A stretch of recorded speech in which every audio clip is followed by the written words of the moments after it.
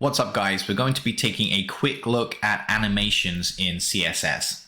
So we have a really straightforward div here. It has the class of container. It has a width of 200 pixels, a height of 200 pixels, background color of dark cyan, border radius of 20 pixels for the rounded edges, and we've just offset it slightly away from the top and the left of the page with position relative and some top and left offset. We'll now style the pseudo class of hover on the container. We'll set the width here to 400 pixels. In other words, when we hover our cursor over the container, it will expand to 400 pixels. Now, in some senses, that is already a type of animation, but obviously it's very jerky. It just snaps to its second size on the hover. So what if we could transition smoothly? Well, we can, and it's making use of the CSS property transition. Transition is actually a shorthand property, although I rarely see this actually written out in full. It's short for 4 different properties. We have transition property. So that's the property of the element that is changing. So in this case, we're changing the width of the container on hover. Transition duration, so how long will the animation effect take? Transition timing function. So linear would be that the object moves smoothly from its initial width or initial property until it reaches the new property at a linear rate. Whereas we can have effects where the change happens quickly at first and slows down towards the end, or vice versa. We then have transition delay.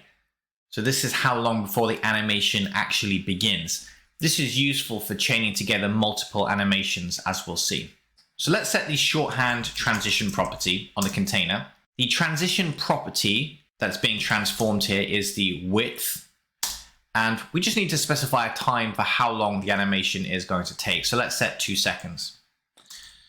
It will choose linear by default, so we don't need to add that, and we don't necessarily want a delay on our animation. So we can simply specify width 2 seconds. Let's hover over the element. We can see now a smooth transition from the 200 pixel wide element to the 400 pixel wide element. As soon as we remove our cursor from the container, the animation is reversed until the container reverts to its default original size. Now, if we just use our code editor to check out this transition timing function, and let's have a look at the suggestions it gives. So notice we have quite a few of these cubic Bezier functions, which allow us to customize our animation, but we can also make use of some of the default values. So we have ease in out, and ease out. So let's take one of those as an example. Let's have a look at ease in. And remember, we can specify this as part of the shorthand transition property. So if you watch that closely, you'll see that it eases in. So it actually starts off by expanding quite slowly. Then towards the end of the animation, it speeds up. And as you might imagine, ease out does the opposite. So it starts off quite quickly and then slows down towards the end of the animation. Now we can configure more than just one property that changes. So for example, imagine we wanted to also make use of transform.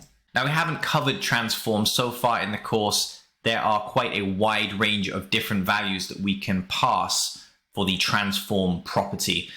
Basically, they allow us to do things like move an element along the x-axis, the y-axis, or maybe rotate it by a certain number of degrees. So let's take this rotate value.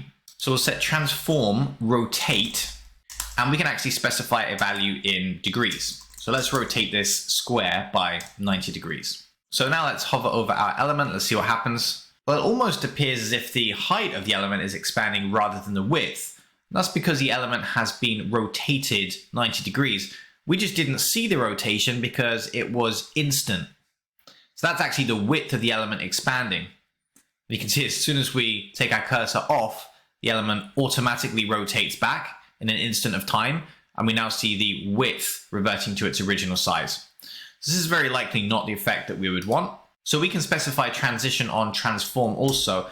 We can provide a list of comma-separated values for transition. So we also want to transition on the transform property. Again, we can set 2 seconds. So now we should see a smooth animation where we actually see the rotation.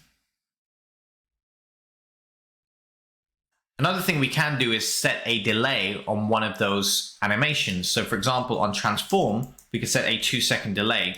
It's now going to occur after the width is transitioned. We see the width transitions, then afterwards we see the rotation occur.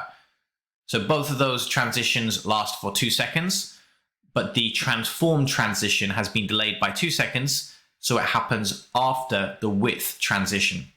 And if we remove our cursor from this element,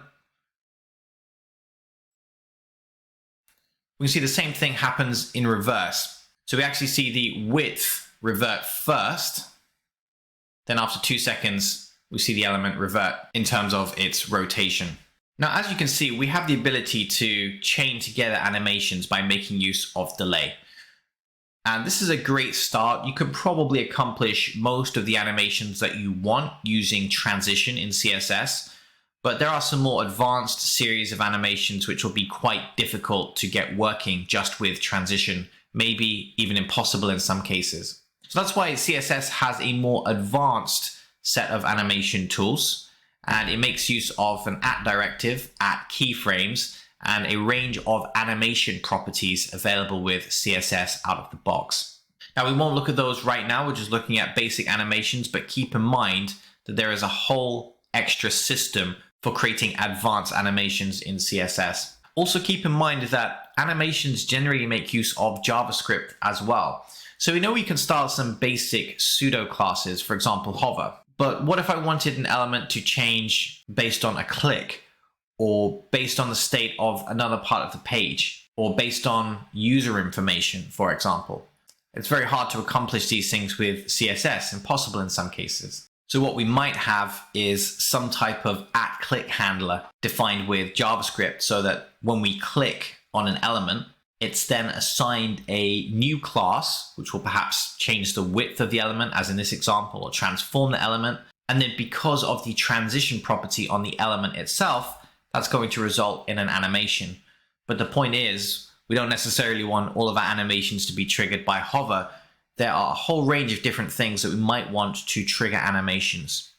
So advanced animations will definitely make use of JavaScript, and they may make use of the keyframes and animation properties in CSS. Those types of things we'll cover in a separate course. In terms of core CSS mastery, you really just need to know how to create basic animations, and just what we've seen today is very powerful. There's a wide range of animations you can create using the transition property. All right, thanks very much for watching. Catch you in the next part of the course.